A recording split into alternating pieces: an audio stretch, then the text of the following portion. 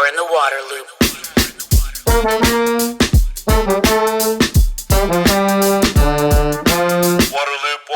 Waterloop. Hey everyone, this is Travis with Waterloop. I want to talk to you for just a minute about High Sierra shower heads. I use them in my house because they're a water-efficient fixture, but I'm a big fan for other reasons as well, including their design and construction. They're made of solid metal. So this High Sierra shower head I have in my hand right now, you can tell that it's a quality, well-made product, unlike the vast majority of shower heads, which involve a lot of plastic in their construction. And that's something we need less of, right? Less consumer products with plastic in them. The other awesome thing is their nozzle design. It's a unique patented nozzle that's not going to clog like so many other shower heads. The other thing about this nozzle is that it will work in low pressure. You'll still get a strong, powerful, but water-efficient shower. You can use promo code WATERLOOP for 20% off at highsierrashowerheads.com. Waterloop. Welcome to Waterloop. This is Travis. Going to be talking for this episode with Dr. Philip Berke at the University of North Carolina. He is the director of their Center for Resilient Communities and Environment. Thanks for coming on the podcast.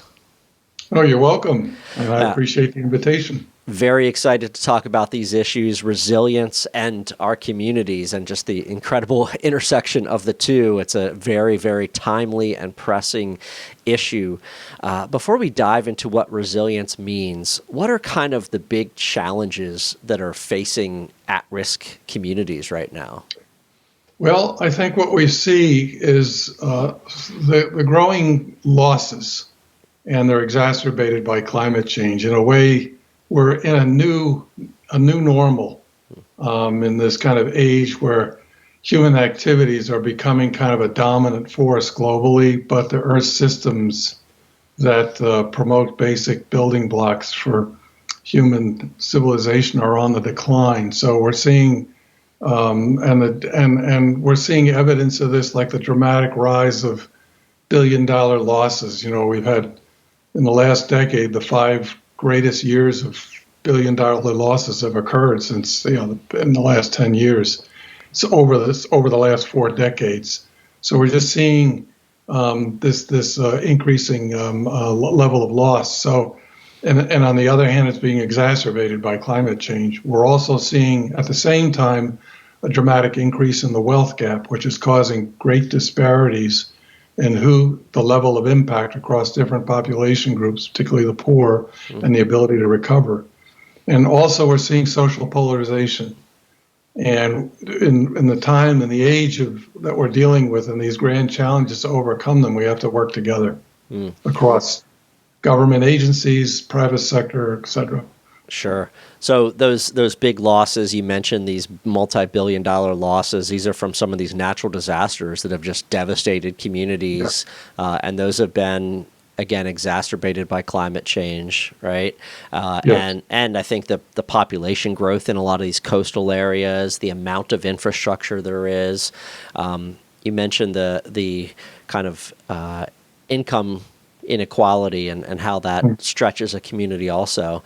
I think people have heard about those a lot, but I love that you mentioned this polarization as a challenge for communities and their resilience. I love to kind of hear a little bit more about that. What does that mean, and how does that stress a community or prevent them from being more resilient?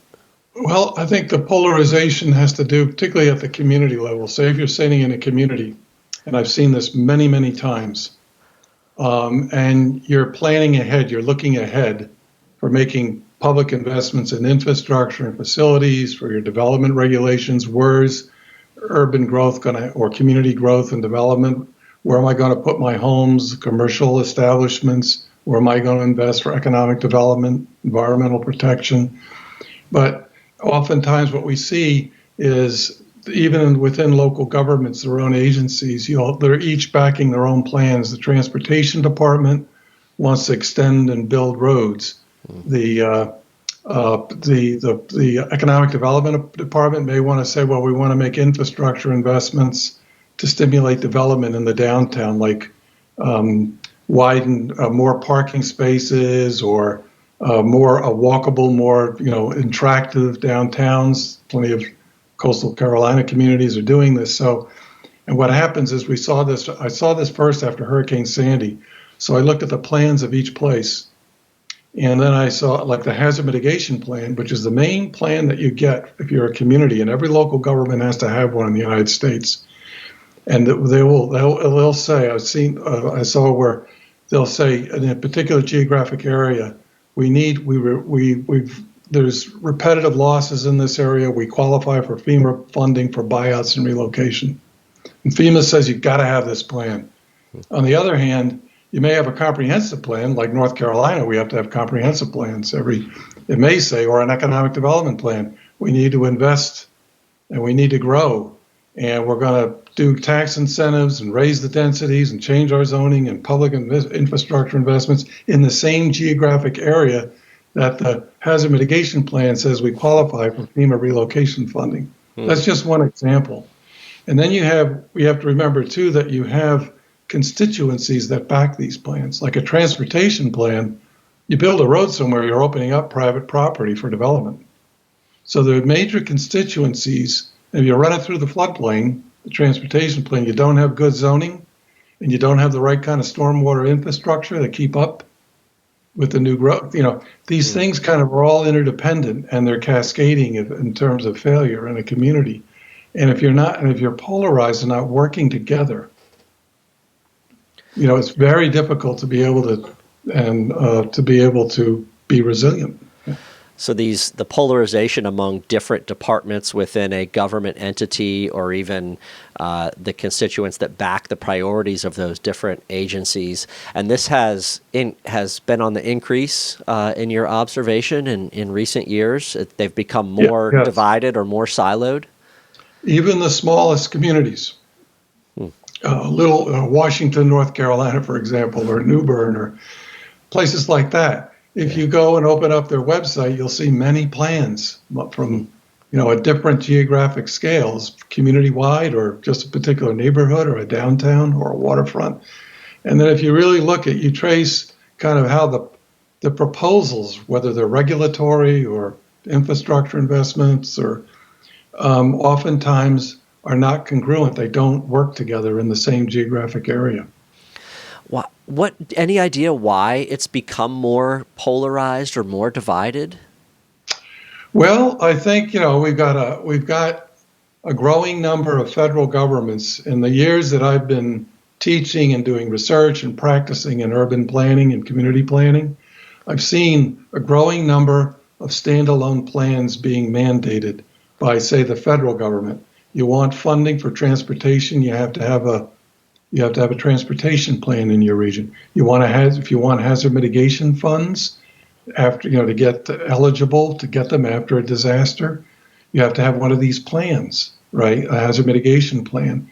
The state of North Carolina, along with many other states, are saying you have to have a comprehensive land use plan, and on it goes. I mean, I could just list off capital improvement programs like for stormwater infrastructure, utilities, sewer, water, that kind of thing.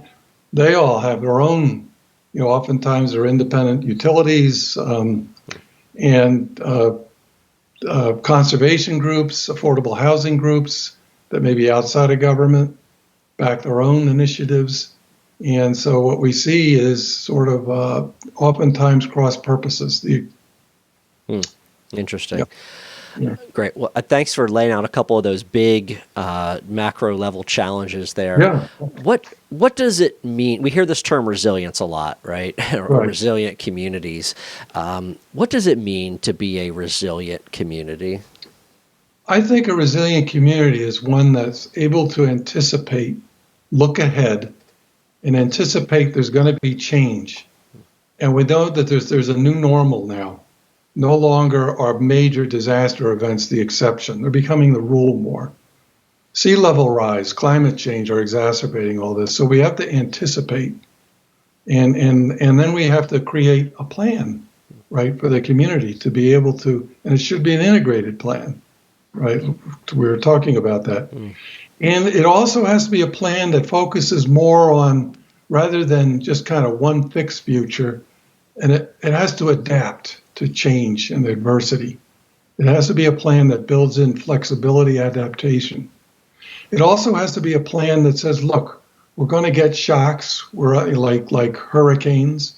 We're going to get stressors like sea level rise. So, and these are increasing. So when we do get these events that impact our community, rather than just bouncing back to the way we were, right, and going back to the status quo, can we rebuild in a way where we're healthier? Public health issues, I could get into that, less vulnerable to loss, more equitable in the way we rebuild, and these kinds of things. So so that's to me a resilient community, one that has the capacity to anticipate, plan for, and adapt to adversity and transform during recovery. On the water front, not literally, but when it comes to water issues, what does it mean to be resilient when it comes to water? Well, I think water is a huge global issue that's going to have a massive impact. And if we're looking at water, there's shocks, whether we like hurricanes or rainfall events, which are the severity is predicted with climate change to increase. You could have a stressor like sea level rise. In terms of water quality, if we aren't paying attention to our like the ecosystem's natural functions that like wetlands that can mitigate the risk, purify pollutants, public health or toxic or whatever. So there's a lot of functions there. So water is critical. And in terms of, and I don't think when we think about water, I'll kind of move more on the risk side in terms of shocks and stressors. I think that, we're not recognizing oftentimes where the floodplain is. North Carolina is one of the top 3 states in permitting new homes, 9,000 of them, between 2010, 2016, a new study by Climate Central just came out. We're one of the top 3 states in allowing development. Sea level rise, new studies coming out. During the 20th century, it's risen 4 to 5 inches, but even without, significant reductions, or even if we can cut carbon emissions, we're still thinking about a 1.5 foot sea level rise. It's a study that just came out in Nature, academic journal, so it's research. So these things kind of they're and then the whole notion of the disparities, in terms of these risks generated by water-related events, drought.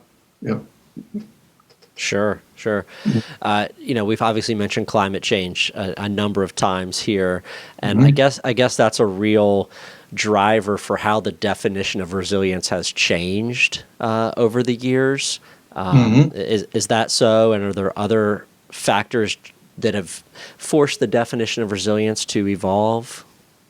Well, I think I kind of mentioned a couple of them. I think that it's the whole notion of the ability to adapt, learn as we go along and look into the future and say, we just can't have one single future we need to plan for.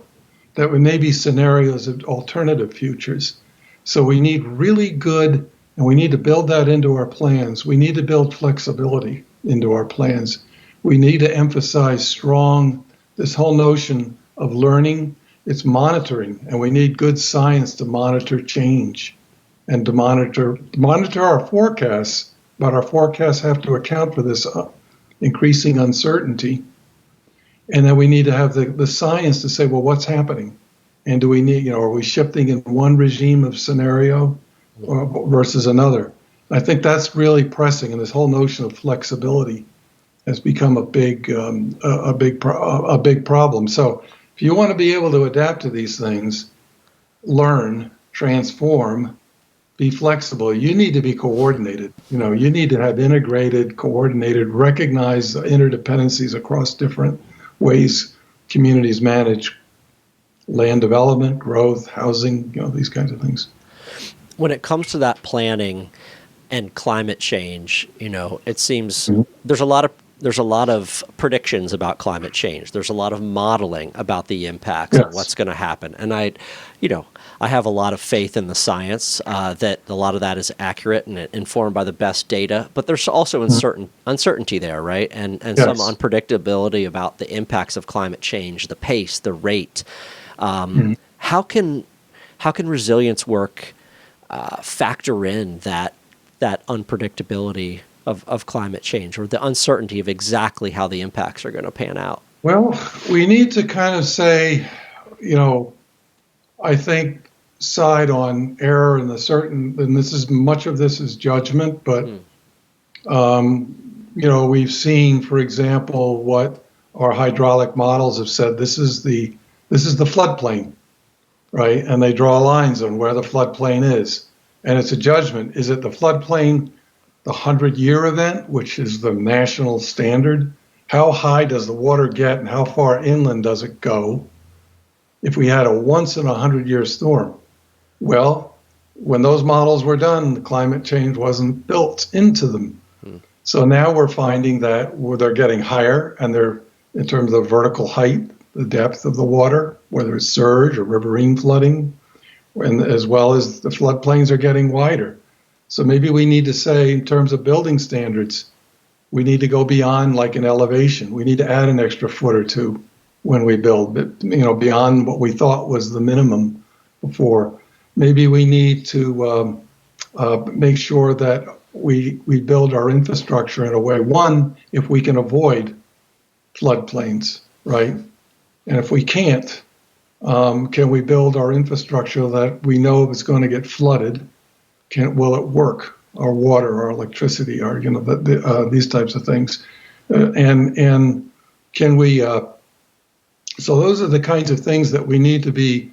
We also can say, look, can we create strategies where if we make an investment, do we put, say, a low regrets building into the way we build a building, where it's going to be more expensive, but maybe we put all the high-tech equipment, instead of on the ground floor, we put it in the second floor, right? So that, okay, it costs a little more, maybe for the building, designing it that way, but it's a way that we can say, okay, it's still going to function. It's not going to be something dramatic, But there's that margin of safety there that you build into it, right? Yeah, maybe we make our setbacks a little deeper when we want to, from the floodplain, or setbacks from the shoreline or the water's edge. Before, we might have had setbacks like in North Carolina or Texas or whatever that may have said so many feet. Can we make them, deeper than before, if that's possible? So in a lot of these things err towards the worst case scenario, or the far end of what's predicted, right? Right. Plan toward that side. Okay. Right. Makes sense. It's a lot of it is judgment. In some cases, I worked in Louisiana on their coastal master plan, and they said we cannot lose our wetlands. Right. That's the worst case, is our wetlands are gone if we do, in terms of the predictions. So they're going to spend to the maximum worst case, very expensive. But they say it's something we cannot, we have to do. And so it's going to be very expensive. In other cases, you may say, well, maybe we could, just like the second floor analogy, maybe we could do low regret investments. Yeah. But the high regret would be, well, if we didn't do the worst case scenario, we'd lose the entire wetland complex in front of 100 miles wide, 90 miles wide, because it's sinking in dramatically. Yeah. I want to pivot a little bit to some of your work on resilience and some kind of case studies and solutions or approaches that are good for others to maybe model.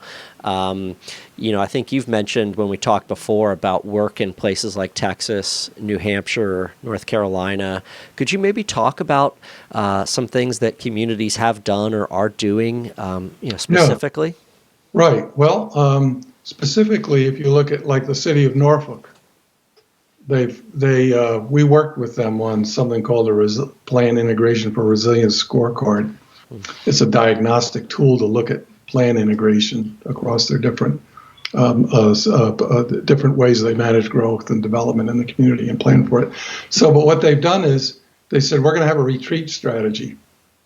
We cannot afford in certain parts of the city to build expensive infrastructure to protect, like a levee or a seawall, to protect, say, low density residential development. And it keeps flooding and flooding anyway, and the sea level rise, we see it, and it's no longer working in the city. The streets are flooding at high tide when the skies are blue. And so what they're saying is we're going to have a gradual retreat. Every time we get an event, we're going to offer buyouts, a disaster, like a severe event, extreme event. But we're also going, and we're looking at our parks. We're going to invest in parks in those areas, right? Because they can flood and you don't have a great loss. We're not going to expand our infrastructure anymore. We're a city that's growing, but we're not going to expand in these retreat areas. But instead, the higher elevation parts of the city have opportunities for more development. So they're going to do it. They're going to raise the densities for the zoning. They're going to try to create mixed uses of development, housing and commercial, serving the house residents and so on, and in the higher elevations. And they want to expand transit and make it a walkable places, make it a kind of a real sustainable kind of smart city in the higher elevation areas. So that's what they want to plan for their future growth. In other areas, they're trying to say, like the downtown or the seaport, they're saying we're going to invest heavily in infrastructure investments because it's so expensive. I mean, the jobs, the tax base are so high, it's worth investing in those places. So that's kind of but that takes a lot of moving parts to work together. I've often wondered about that retreat approach. You see these vulnerable communities, especially to sea level rise and storms, and it's like, at what point do they cut their losses, if you will, all right, and just start to back out of those areas? So that's interesting to hear they decided that. And I also wonder how that goes over with the public, with residents. Very difficult. Yeah. I think, though, that places, Norfolk's a blue-collar town and a diverse city, but when during high tide, the lunar, the king tides, it floods so frequently that people are pretty much conditioned. Climate change is here, and they're asking the city, and the city is getting pressure and responding effectively to do the development regulations, do the infrastructure investments, do the acquisition strategies for parks or relocation buyouts, to get them all to work together in different parts of the community and treat different parts of the community differently because they have different needs, different values, different concerns, and that kind of thing, and different levels of risk. And then it makes me wonder about a place like Miami or Miami Beach, where they're having water creeping in there, and how their approach is different. Are there other places? I know you've worked in Texas. You mentioned New Hampshire before. Are there other communities that are taking maybe a different approach or different wrinkles to it? Well, I could talk about the Netherlands. Sure. The Netherlands is kind of the global leader in all this, and what they've done, they said we can no longer, and we've spent the last 3 years working there, and they said we can no longer keep building dikes and levees, right? It is too expensive because the glaciers are melting at a rapid rate, and all the rivers run, the Rhine and so on, the Muur, run through the Netherlands. The rainfall events are intensifying, becoming more severe. The sea is rising, and we can't keep building our way. We have a 400, 500-year history of building our way out of this. We have great engineers, water engineers, but we have to come up more with a land use strategy because it's just becoming too expensive. It's cheaper to relocate parts of cities. So they have room for the river, they call it, and they're actually relocating 30 neighborhoods in 30 different cities throughout the Netherlands. And they're trying to do this, what I call something similar to Norfolk, because Norfolk has been engaging with the Netherlands. The Netherlands also says, well, instead of creating, putting a parking lot in the downtown Rotterdam, why don't we put parking lots? It's more expensive, yes, but we're going to put them under buildings. right? And those parking lots can serve as massive flood detention basins, okay? Or why don't we create blue spaces as well as green spaces in the city? We're going to live with the water. So we'll create a civic plaza, and they can play soccer, their version of football, they call it there, or play basketball. They got a lot of basketball in these civic arenas, these civic plazas, and I've sat in them in stadiums and so on. But, if we get a major river event, because most of the downtown, Rotterdam, the second largest city, will flood, right? It's below sea level. And they're seeing this happen more and more. This thing will fill up the plaza because it's lower than the surrounding neighborhood. So they're putting these plazas in throughout. So they're kind of saying, we're going to live with the water, or if it's too expensive, we're going to retreat. Yeah. Well, I mean, like you said, the Dutch certainly have a multi-century history of being water engineers and global leaders on this front. And I know that a lot of U.S. cities have looked to them, for the past 100 years, and now increasingly recently for... Yes, New Orleans, Norfolk, many, yeah. A couple other pieces that programs you're involved with, I just wanted to hear about. You mentioned that Resilience Scorecard. Right. What is that, and how can communities use that as a real practical tool for addressing their issues?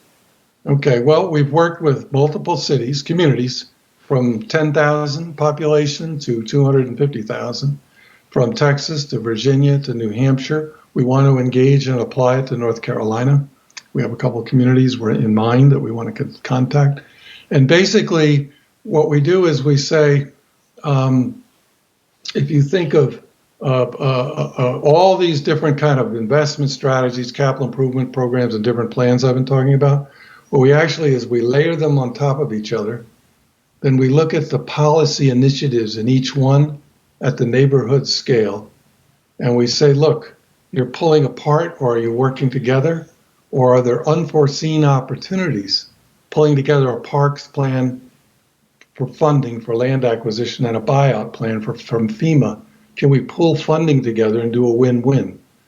So we try to get the community to take the tool as a diagnostic to see, and particularly where there are conflicts or these opportunities to create win-win situations that they weren't thinking through and thinking about. And inherently, we find it's a research tool that we developed 5 years ago. We won an award for it. We've gotten lots of grants from the National Science Foundation. We got to go to Netherlands and so on and be working there across the U.S. But I came at this point in my career, I said, look, there's some value here in terms of translating it to practice, to actually helping communities do more resilient work. And so we've seen, so we work with communities, and Norfolk is one of them. Yeah. Nashua, New Hampshire, Rockport, Texas, and so on, that we've actually worked with and engaged to help them do better integrated planning. Yeah. Well, that seems to be so important to have a practical tool, Yes. because it can be overwhelming, I imagine, trying to sort through all these different competing interests and programs and to actually start taking steps someplace. So to have that template's great. Another one here that you've been involved with is the Resilient American program of the National Academies of Sciences. Yes, I'm on the advisory board there, and that's kind of a multi-year effort where we try to look at, we're in a very broad level, we target different regions that are high risk in the U.S., and we'll want to test engagement methods for building resilience and their new technologies, crowdsourcing, and all these things that I'm trying to keep up with. But we also want to look at how different kinds of data sources can be used to improve the understanding of risk and the understanding of impacts, okay, and on the community. And can this motivate, change? And how can we engage these communities to take these new kinds of technologies and the latest available science, but frame it in a way and use it in a way that local officials can understand and react to, and also the residents. So that's kind of the 10,000-foot explanation. Sure. Sure. So the Urban Institute's global evaluation of the Rockefeller Foundation Global 100 Resilient Cities, that's been a big initiative for a long time, trying to get these cities across the planet to work on resilience and to learn from each other. So this is an evaluation that's gone on how that has progressed? Right. And yes, and I was asked to advise and consult on what part of this, if you're awarded if you become, which is, the program's over now, but I think it had a good impact globally on 100 cities around the world. And one of the elements that they had to do, one of the major elements, was to create a resilience plan, right? And to guide what I'm talking about, much of what I've been talking about with the Resilience Scorecard that I mentioned, and then to track outcomes as a result. You can do a plan, but it doesn't. So what? It doesn't generate outcomes. So we try to evaluate the quality of these plans. They actually call them resilience strategies. And then what are the outcomes? How can we develop a research methodologies for tracking outcomes? Very. Yeah, I know that's been a big effort again. Those global resilient cities. The other one, another awesome institute here, the National Science Foundation. I think you mentioned them. Social Science Extreme Events Reconnaissance Platform. That's a big name. That's right. What's that all about? I don't know. Can you tell me? Yeah. Well, it's really about creating interdisciplinary teams. Not just social scientists go out, not just engineers. We've had if you work solo with your own field, you can have great epidemiology for predicting vaccines or spreads, but there's a human and behavioral component to getting the people to adapt and all this. So you need teams. And so in this case, it's about doing reconnaissance, going out after events where it could be a disaster event, but it also could be a long-term stressor like sea level or heat buildup, and then trying to go out and actually do field sites and then have coordinated, we call them data protocols, that when we collect the data, they can be integrated much easier across the disciplines, so that when we try to understand the factors that cause change, whether it's human and behavioral change, what might lead to a better, physical outcome because there's a policy that's been adopted or there's been a compliance to the policies that have been adopted or what have you. We try to, there's a lot of research and unknowns in that. So going out into the field and trying to, reconnaissance and it becoming much more integrated. And it's an attempt to do this globally.